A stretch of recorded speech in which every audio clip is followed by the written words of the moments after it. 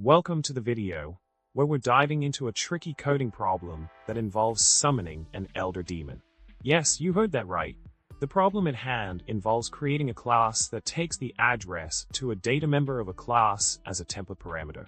So, basically, we need a class that can perform a specific task related to summoning based on the provided data member address. It's quite a unique problem, isn't it? Now, let's talk about the solution to our demon summoning code problem. In the code snippet provided, we have a class template A, which is designed to handle the summoning task using the specified data member address.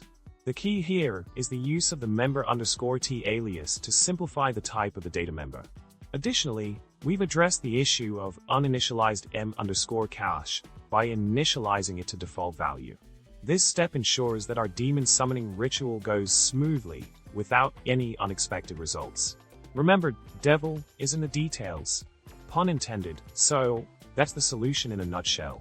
In summary, we tackled the demon summoning challenge by creating a specialized class template A that deals with the complexities of invoking elder entities through specific data members. By utilizing aliases and ensuring proper initialization, we've laid the groundwork for a successful summoning ritual.